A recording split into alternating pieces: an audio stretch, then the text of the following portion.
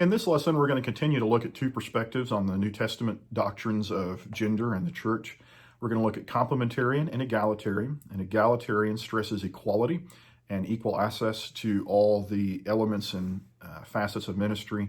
Complementarian says, yes, equality, but equality in diverse function. Those are the general ideas of those 2 points of view. Today, we're going to talk about one of the passages in the New Testament that has become a focal point of this debate, and it gets quoted both as if it proves everything and nothing, which truth is probably somewhere in between.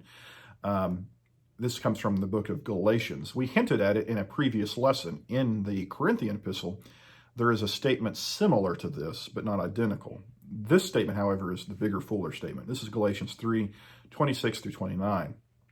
For in Christ Jesus you are all sons of God through faith. For as many of you as were baptized into Christ have put on Christ. There is neither Jew nor Greek. There is neither slave nor free. There is no male and no female. For you are all one in Christ Jesus. For if you are Christ, then you are Abraham's offspring, heirs according to the promise. So the categories mentioned reflect the divisive elements of Greco-Roman society. Like, how do you stratify people in the world they lived in? Well, there were slaves and there were free people. There were Jews and there were Gentiles in churches that, like the one at Ephesus or Galatia, the churches in Galatia. And then there were men and women, male and female. So interesting tidbits here that, again, I think we should all agree on, regardless of point of view that we ultimately conclude. Number one, we might notice that the terms male and female are not the usual terms for male and or man and woman in the Greek New Testament. And that's peculiar. Why not just use the ordinary male and female words? Well, there's a reason. Because these are the exact terms used in the Greek translation of the Hebrew book of Genesis. When it talks about male and female in Genesis, these are the terms used to translate it. And it seems that Paul may be reminding us of something about the creation when he employs those terms that come from Genesis 1:27. We covered that in a different lesson. So that's of interest. We might also notice that this structure parallels a passage we've also seen in the book of Acts. In Acts 2, which was quoting from Joel 2, it was said that God would pour his spirit on sons and daughters. Okay, well, we get male and female. Servants and maidservants, which you might understand as slave and free, or at least hinting in that distinction. And Jew and Gentile. Joel in Acts 2 said on all flesh, kind of regardless of ethnicity. So there might be a parallel there that's significant. So what does this mean, this no male or female? Two very different perspectives here. Complementarians are going to say Galatians 3:28 states a salvation principle. That is, salvation is not determined by these kinds of distinctions: gender, ethnicity, social standing, or economic standing. Rather, inheritance of the kingdom comes to all believers without distinction, unlike the inheritance laws in Israel or among the Gentiles. So think about, even today, think about how inheritance rules work. There's kind of a pecking order, and in the ancient world, it was even more stratified, it was more structured. And who got the inheritance? You were looking for a male heir. You were looking for, of course, it had to be a free person. Slaves don't inherit. There might be ethnic concerns, maybe, of who gets the land. Definitely Jewish families wanted to keep Jewish land and Jewish control. But what about the inheritance of Jesus Christ and the heirs of Abraham's promise? Paul is saying that inheritance is not determined by male or female, slave or free, Jew or Gentile. That inheritance is open for all, and that's the inheritance of salvation in Christ Jesus. This is a question of inheritance, then, the complementarian would tell us, not one of ministry. They would say it is an abuse, then, it is abuse of the specific function of this text to overgeneralize the analogy. They would say it's obvious Paul doesn't mean there's no male and female in any situation. This is the same guy who wrote, "Wives submit to husbands and husbands love your wives." He knows there's such a thing as male and female. This is not an abolition of gender. This is just a recognition that that is not a deciding factor in the full inheritance of the atoning work of Christ. And so you notice in the context, baptism is mentioned. We don't withhold baptism from slaves. We don't withhold baptism from Gentiles. We don't withhold baptism from women. But that sign of the inheritance of Christ and of Abraham is open to all. That would be the complementarian perspective. Egalitarian perspective runs quite differently. They would say, yes, it is about baptism. And when one is clothed with Christ in baptism, one takes on a new identity. This new identity and the unity that comes with it replaces the social barriers that have been used to separate and divide people from each other, the estrangement. The church then must exemplify this new identity and unity, even if it was only recognized in our society incrementally. Maybe society is only catching up that God made people to be equal. The church should already know that and recognize that in the way that it acts. One's salvation and identity in Christ always has social implication for how one lives their life. And so we can't tell people you're equal heirs in the inheritance of God, but we're going to treat you different as to how you function in the church. That's the overall point of view from an egalitarian argument. So, of course, they would say this means that a woman could be an elder or a preacher or any role that's in the church. A couple of points I'd want to notice as well that we kind of hinted at back in the Corinthians lesson. There are some places of comparison. So 1 Corinthians 12 in the spiritual gifts, in the spiritual gifts passage, the reference to the parts and members of the body, it says, "For just as the body is one and has many members, and all the members of the body, though many, are one body, so it is with Christ. For in one Spirit we are all baptized into one body, Jews or Greeks, slaves or free, and all were made to drink of one Spirit."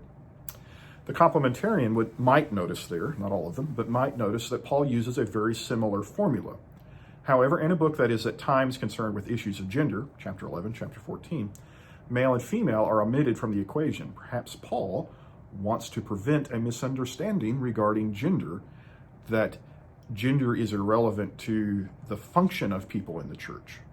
Maybe Paul doesn't want us to think that.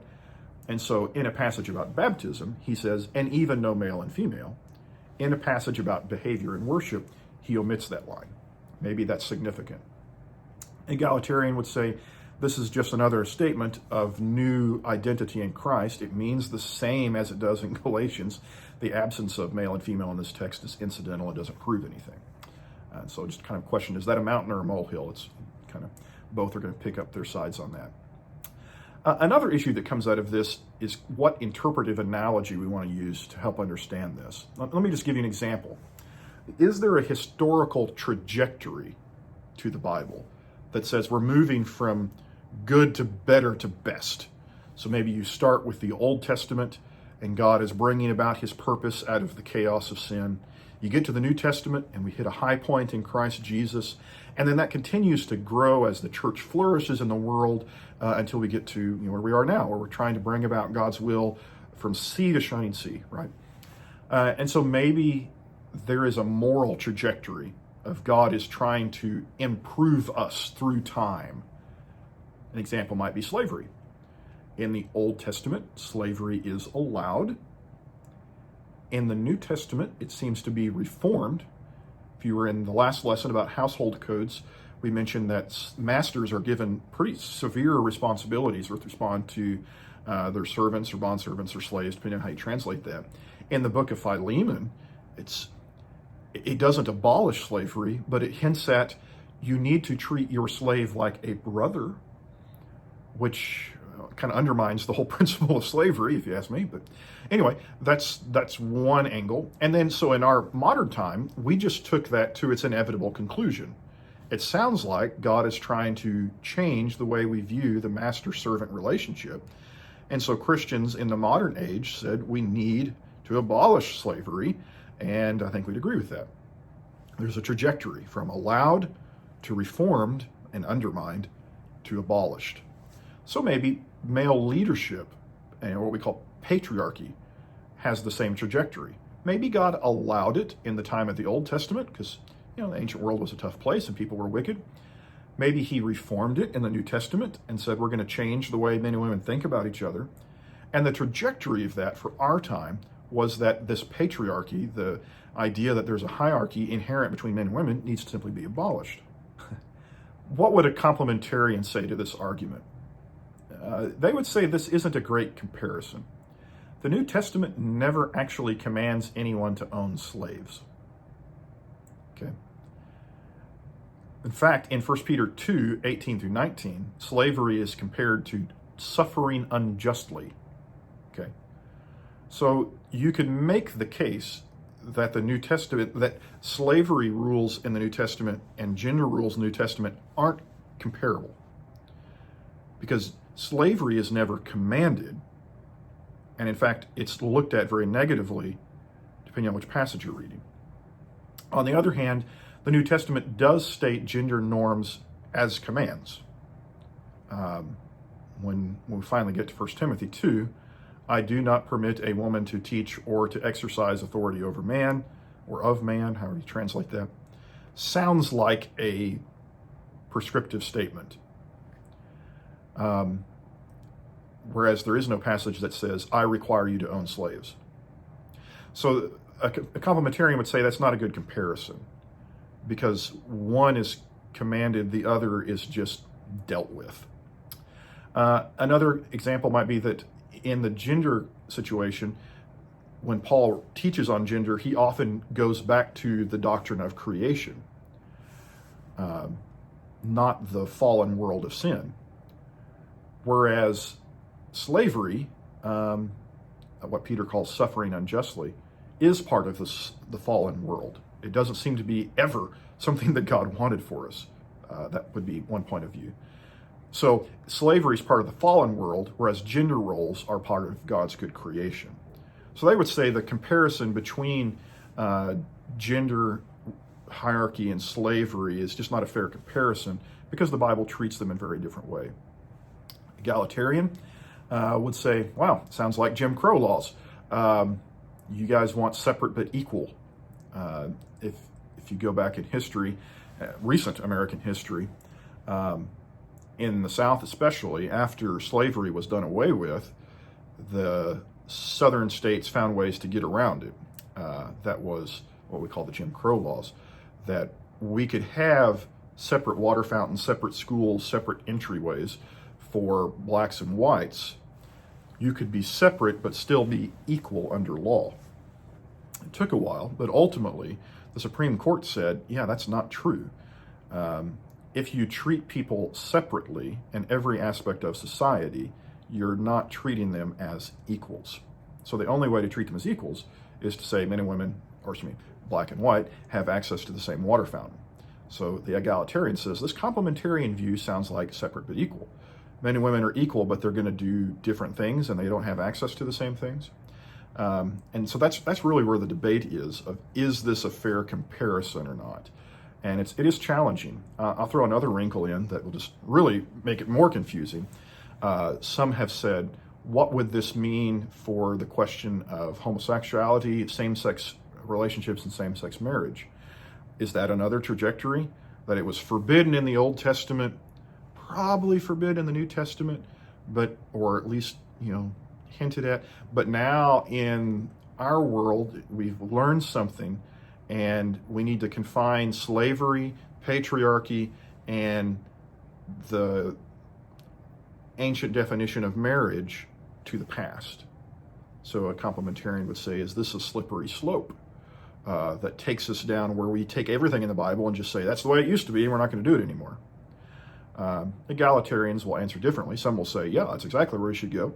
And we do have some same-sex affirming egalitarians, but there are others who are not. There are plenty of egalitarians who don't affirm same-sex relationships and say, no, it's not even the same. We don't have to go there. So it's kind of interesting to me that complementarians want to draw a distinction between slavery and gender roles and say, don't compare them. And egalitarians want to draw a distinction between same-sex relations and gender roles and say, maybe don't compare them. And it's interesting that everybody wants to make a comparison, and it's kind of a slippery slope argument. If you do this, you'll end up there. If you're a complementarian, you'll end up owning slaves. And if you're an egalitarian, you'll end up affirming homosexuality. And it's probably not as simple as that, but that's where those comparisons lead us and why they're so tricky to use. So think about that, discuss it. Kind of what do you think of this argument from Galatians chapter 3 and how sometimes it's compared to other issues in our society? What does Paul mean when he says, no male, no female? What's intended by that, and what's the context?